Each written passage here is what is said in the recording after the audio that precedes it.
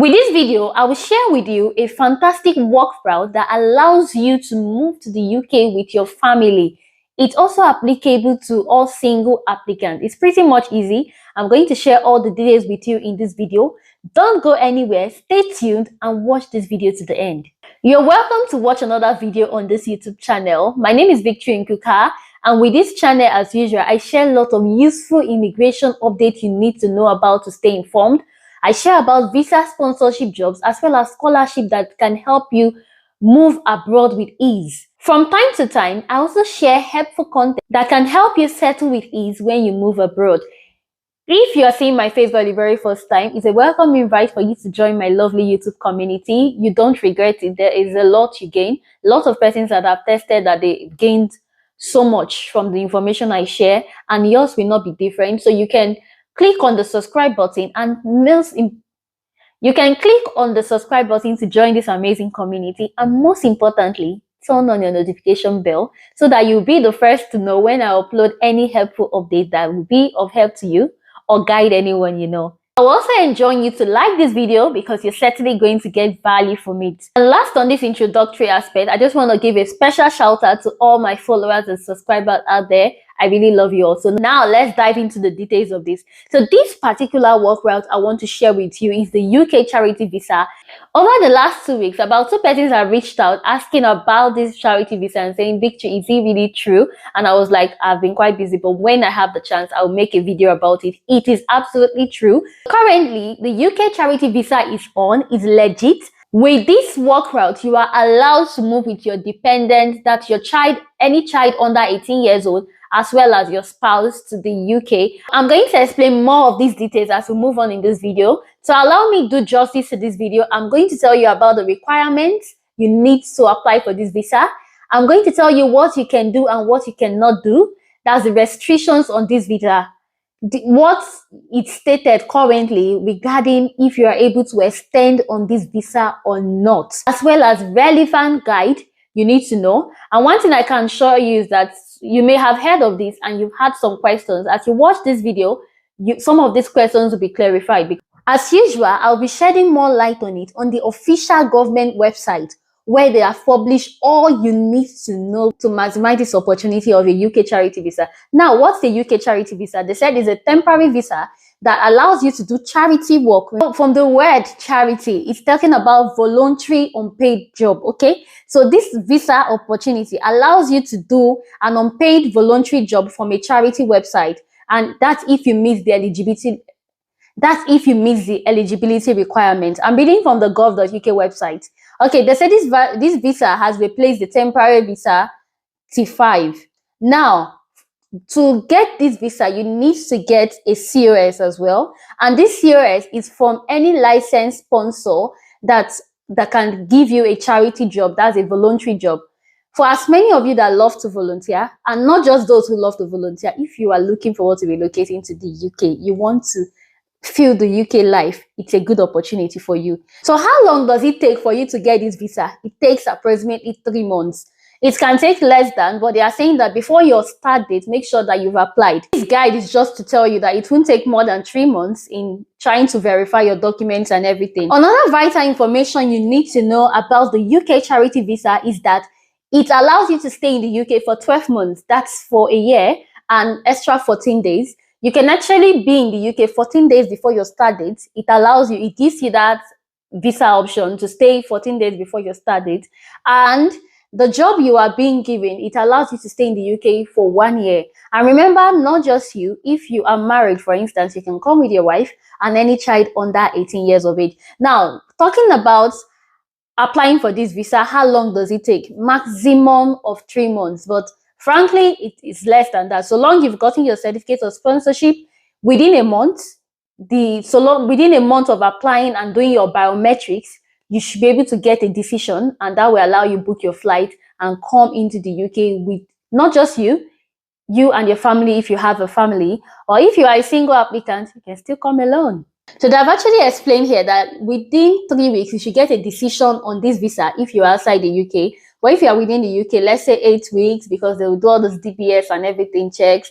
How much does it cost now? They are saying that you or your partner we need each to pay the application fee. The application fee is less than £300. I think it's £298 currently. So if you want to apply, if you're a single applicant, you have to pay the application fee. If you are applying with your partners as well, you have to pay each application fee for every one of them, as it is in all other visa categories. The fee is £298. I'm just checking now accurately from this website. How long can you stay? Like I said earlier, you can stay up to 12 months or the time given on your certificate of sponsorship. Apparently, some COS can give you 6 months, but you are allowed to stay 12 months. So if, for instance, you are getting a job and they're giving you 6 months, you can plead to stay up to 12 months because this visa category allows you to stay up to 12 months plus 14 days, whichever is shorter. Also on this website, they've stated clearly what you can do and what you cannot do. There are basically 4 things you can do on this visa. The first thing is you can study, and that's a good one. Study affords you the opportunity for you to upskill. So you are able to study on this visa. The second thing you can do on this visa is that you can be able to work with the employer who has given you the certificate of sponsorship on this visa. Also, you can be able to take extra 20 hours, still with the same occupation code. You can take extra 20 hours of work, okay? Although it's unpaid, but you can do an extra 20 hours. That gives you an opportunity for you to network.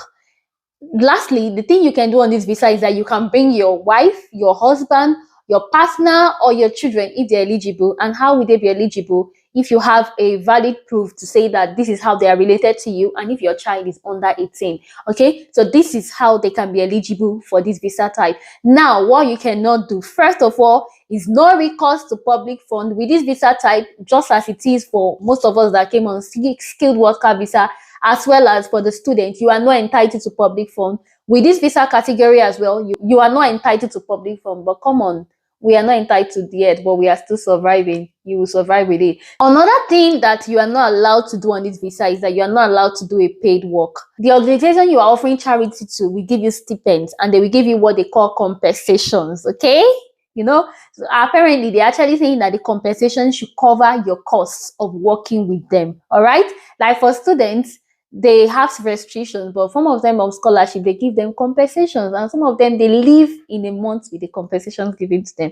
Let's leave it as short as that. The third thing you are not allowed to do at all on this visa is that you are not allowed to take a permanent job. Let's say now you're thinking, if I come, I will just switch to a skilled worker visa. You're not allowed to take a permanent job yet.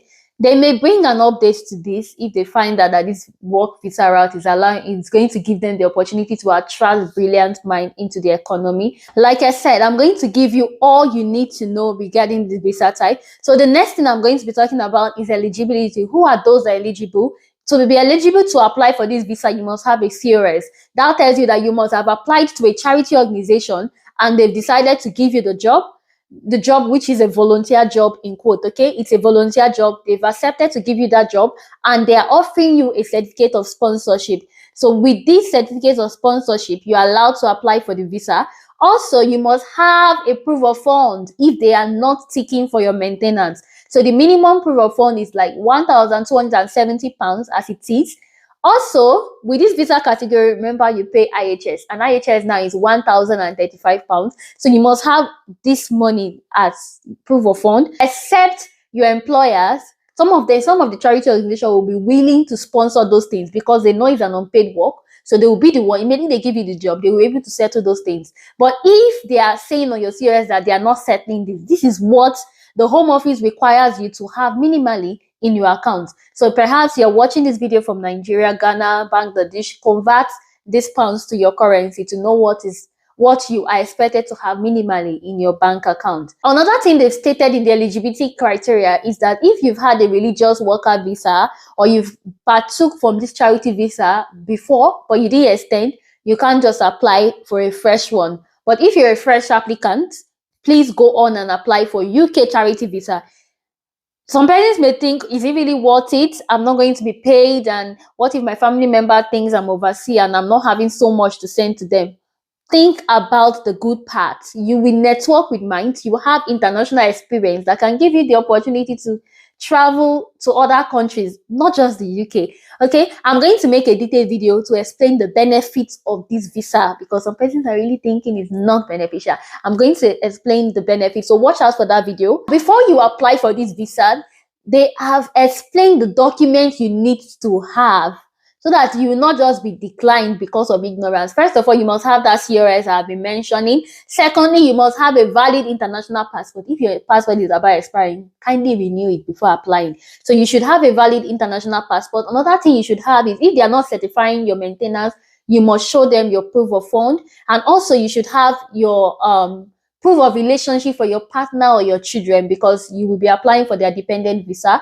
They will also require you to do a tuberculosis test. You can do that in any approved IOM centers within your country before you apply for this visa. So the next thing on this is how to apply. If you are outside the UK, this is the guideline. I'm going to read through from the guideline. They said you must apply online. Okay, if you're outside the UK, you can apply online. And as part of your application, you will need to prove your identity. How you do this depends on where you are from and what type of passport you have. Also, they are saying that you have your footprint or photograph taken at the visa application center. That's like you going for your biometrics, those things, you must do it. You should have a UK VI account. You know that it's no longer a BRB card, it's e-visas now. 1st of January 2025, we are transitioning fully into e-visas. So you must have a UK VI account as at then. So that's basically how you need to apply for this. The link is on the gov.uk website. I'm going to attach it to this video, to the description of this video, so that if you want to apply, you could go ahead for it. But remember, to apply for this visa, you need to have your CRS, so you need to look for a job first of all. Now, regarding your partner or your children, like I've stated earlier, your children, any child under 18 that you can prove that they are related to you, can come. Your wife, your spouse can come. The day your visa ends is the day their visa ends. So that's how dependent visa works.